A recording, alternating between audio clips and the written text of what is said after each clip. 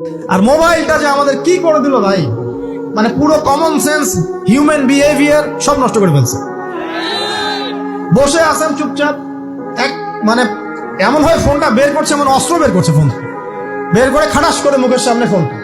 অনুমতিরও প্রয়োজন নাই যে ভাই একটা ছবি কি নিব, পারমিশনেরও দরকার নেই। মানে ম্যানার্স কমন সেন্স নষ্ট করে ফেলছে।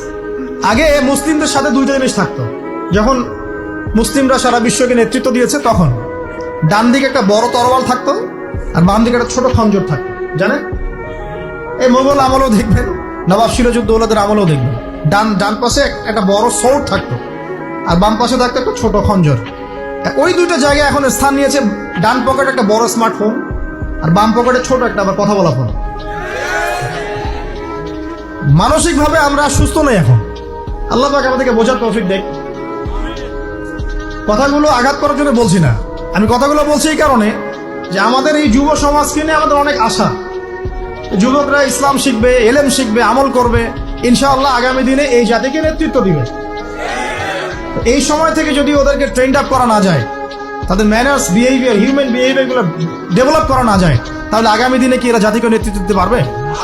একটা হাদিস খালি বলি, মান তারাকা সালাতান মুতাআম্মিদান ফাকাদ কাফারা, মান তারাকা সালাতান মুতাআম্মিদান ফাকাদ কাফারা। আবার শুনেন, قال رسول الله صلى الله عليه وسلم من ترك صلاة متعمدا فقد كفر। আর মুয়াজ বিন জাবাল রাদিয়াল্লাহু আনহু কে নবীজি বলেছেন, মান তারাকা সালাতা মুতাআম্মিদান ফাকাদ বারিয়াত মিন জিম্মাতিল্লাহ। যে ব্যক্তি নিজের উপর ফরজ নামাজ ছেড়ে দিল, সে কুফরি করলো, সে কুফরি করলো, সে কুফরি করলো। মুয়াজ বিন জাবালকে নবী সাল্লাল্লাহু আলাইহি ওয়াসাল্লাম বলছেন, যে ব্যক্তি ফরজ নামাজ ইচ্ছা করে ছেড়ে দিল, সে ব্যক্তি আল্লাহর জিম্মা থেকে মুক্ত হয়ে গেল। নামাজ ছাড়বেন প্রিয় ভাই, 5 ওয়াক্ত নামাজ জামাতের সাথে ইনশাআল্লাহ। আল্লাহ আমাকে তৌফিক দেখ, আপনাদের সবাইকে তৌফিক দান করুন, আমিন। জামাত যদি না পান একা পড়ে নেবেন, ঠিক আছে? যদি ঘুমিয়ে থাকেন ঘুম থেকে উঠে পড়বেন, ভুলে গেছেন যখন মনে হবে তখন পড়বেন। ওযু করার পানি নাই, কি করবেন? তায়াম্মুম করবেন। তায়াম্মুমেরও কিছু নাই, আপনার কোনো কাপড়ই নাই, সতর ঢাকার কোনো কাপড়ই নাই, কি করবেন? বসে বসে নামাজ পড়বেন ওই অবস্থাতে। এটা কোনো মাফ নাই, মানে আপনার ওযু করার কোনো পানি নাই, তায়াম্মুমের কিছুই নাই, কাপড়ও নাই সতরে, তখনও নগ্ন হয়ে বসেই নামাজ পড়তে হবে, মাফ নাই। যখন শোয়ানো হবে মাথার দিকে কি থাকবে? সালাত। তাহলে আমরা যারা ফরজ সালাত এখন আদায় করছি না, আজকে তওবা করেন, বলেন আস্তাগফিরুল্লাহ আল্লাযী লা ইলাহা ইল্লা হুয়াল হাইয়ুল কাইয়্যুম ওয়া আতুবু ইলাইহি। হে আল্লাহ, আমরা তওবা করছি, সারা জীবনে যত নামাজ পড়ি নাই, এই সমস্ত নামাজ না পড়ার পাপ থেকে তোমার কাছে তওবা করছি। ঠিক আছে? এটা আস্তাগফিরুল্লাহর অর্থ নয়, আমি বাংলায় বললাম। আর যদি নামাজ কাজা করে আদায় করে দিতে পারেন আলহামদুলিল্লাহ, খুবই ভালো হয়। যদি নাও পারেন তাও এখন থেকে আর কোনো নামাজ বাদ দিয়ে না, আর বেশি বেশি নফল নামাজ পড়ার চেষ্টা করেন। আল্লাহ পাক তৌফিক এনায়েত করুন। তারপরে ডান দিকে কি? সওম। সওম মানে কি? রোজা। রমজান মাসে রোজা রাখি সবাই তো, মাশাআল্লাহ, আলহামদুলিল্লাহ। রমজান মাসে সওম রাখার পাশাপাশি বেশি বেশি নফল সওম রাখার ব্যাপারে অভ্যস্ত হওয়ার চেষ্টা করতে হবে। সবচেয়ে সেরা সওমগুলো হচ্ছে মাসের 3 দিন, আইয়ামে বীজের সওম, চাঁদের 13, 14 এবং 15 তারিখ। আর সপ্তাহে 2 দিন, সেটা হলো বৃহস্পতিবার এবং কি সোমবার। আল্লাহ পাক তৌফিক দান করুন, আমিন। এছাড়া আরাফার সওম আছে, আশুরার সওম আছে, ঠিক আছে? জিলহজ মাসের প্রথম 10 দিন রাখতে পারেন, ইত্যাদি। এবার বাম দিকে কি? যাকাত। যেটা বলছিলাম, যাকাতের সাথে আমরা খুব একটা পরিচিত নই, অথচ যাকাত একটা ফরজ ইবাদত। কেউ যদি নামাজ এবং যাকাতের মধ্যে পার্থক্য করে, সে ব্যক্তি কাফের হয়ে যাবে। কেউ যদি মনে করে নামাজ আমি মানি, যাকাত আমি মানি না, তাহলে কাফের হয়ে যাবে।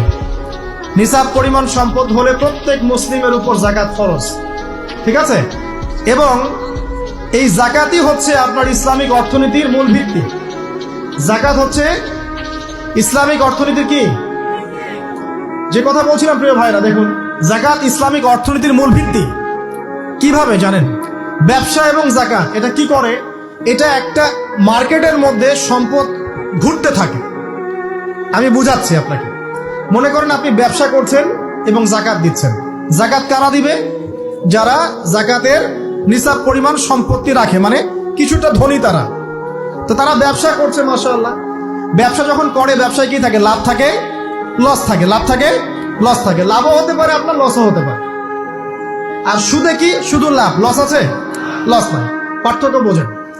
এখন ব্যবসা যখন আপনি করবেন, এই টাকা বা মূল যে ক্যাপিটাল যেটা বলে অর্থনীতির ভাষায়, এটা মার্কেটের মধ্যে সার্কুলেট করতে থাকবে। আজকে আপনি ধনী, লাভ করেছেন, কালকে লস করবেন, এই ধন আরেকজনের হাতে চলে যাবে। সে আবার ব্যবসা করছে, সে লাভ করলে সম্পদ তার হাতে থাকলো, লস করলে আরেকজনের হাতে। মানে এই মানিটা, ক্যাপিটাল যেটা, এটা মার্কেটের মধ্যে ঘুরতে থাকে, ঘুরতে থাকে। আজকে কেউ ধনী, কালকে কেউ ধনী, আজকে কেউ ফকির, কালকে কেউ ধনী, এভাবে। এখানে আল্লাহ পাক যাকে ইচ্ছা হয় ধন দেন, যাকে ইচ্ছা হয় দরিদ্র করেন। এটা আল্লাহ পাক নিয়ন্ত্রণ করেন। আবার এর মধ্যে যারা ধনী হবে তারা আবার জাকাত দিবে। কাকে জাকাত দিবে? যে গরিব তাকে। এই কারণে অর্থনৈতিক সাম্য থাকবে এবং টাকা, ক্যাপিটাল মার্কেটে সার্কুলেট করতে থাকবে। এটা হচ্ছে ইসলামিক ইকোনমিক্স। বোঝাতে পারছি না মনে হয়। আর রিবায় কি হবে? রিবায় কোনো লসের চান্স নাই। মানে এখানে ধনী আরো ধনী হতে থাকবে, গরিব আরো গরিব হতে থাকবে, প্লাস জাকাতও দিবে না। তখন সমাজের একটা অংশ অনেক ধনী হবে, আরেকটা অংশ একদম মাটিতে পড়ে যাবে, কোনো ব্যালেন্স হবে না। এই কারণে বিশ্বের একটা অংশ, ওই বিশ্বের একটা বড় অংশ যারা সুদখোর, যেখান থেকে সুদ এসেছে, ওইটা আস্তে আস্তে ধনী হয়ে গেছে এবং বিশ্বের বহু কান্ট্রি আস্তে আস্তে দারিদ্র্য সীমার নিচে চলে আসছে। এটা শুধু ব্যক্তির ক্ষেত্রেই নয়, সমাজের ক্ষেত্রেই নয়, পুরো বিশ্বেটা হচ্ছে। তো এই হলো রিবা এবং ব্যবসা ভিত্তিক, জাকাত ভিত্তিক ইকোনমিক সিস্টেমের পার্থক্য, বেসিক ডিফারেন্স। রিবার মধ্যে আল্লাহ পাক তার হাত উঠিয়ে নেন, আল্লাহ পাক সেখানে আর ইন্টারফেয়ার করেন না। ঠিক আছে, সুদ খাচ্ছ, তুমি তোমার মতো চলো। আর ব্যবসা ভিত্তিক ইকোনমিক্স চললে আল্লাহ পাক সেখানে কাউকে ধন দিবেন, কারো কাছ থেকে নিবেন। আপনার ধন নিয়ে আমাকে দিবেন, আমার ধন নিয়ে আপনাকে দিবেন। আর আমি যদি ধনী হই, আমি আবার জাকাত দিব, সেই জাকাতের টাকা আবার আপনার হাতে যাবে। কেউ না খেয়ে মরবে না। প্রথম কথা, আপনাকে ইসলামিক নিয়মতান্ত্রিক জীবনযাপন করতে হবে। তার আগে খালেস তওবা করে ফিরে আসেন। তওবা করে ফিরে আসেন, আল্লাহ চাইলে সেই মহাপাপও মাফ করতে পারেন। ঠিক আছে, ইসলামিক নিয়মতান্ত্রিক জীবনযাপন করেন, নামাজ কালাম ঠিকঠাক মতো পড়েন, কোরআন তেলাওয়াত করেন, আল্লাহর জিকিরকে বাড়ায় দেন, আল্লাহর কাছে বেশি বেশি দোয়া করেন, চোখের পানি ছেড়ে দেন, পরকালের ফিকির করেন, কবরের ফিকির করেন। ইনশাআল্লাহ এই সমকামিতা বলেন, জেনা বলেন, পরকিয়া বলেন, হারাম গান বাজনা বলেন, এগুলো আপনার মন থেকে উঠে যাবে ইনশাআল্লাহ। আপনার মন এগুলোতে সায় দিবে না ইনশাআল্লাহ আযজা ওয়া জাল। আর সর্বশেষ কথা হলো, এটা এই জিনিসগুলোকে যারা প্রমোট করে, এইসব প্রিন্ট এবং ইলেকট্রনিক মিডিয়াগুলোকে বর্জন করবে, যারা এগুলোকে প্রমোট করতেছে। যেখানেই সমকামিতা, সেখানে আল্লাহর আযাব নেমে আসবে। এমন আযাব নেমে আসবে যেটা আপনি কল্পনা করতে পারবেন।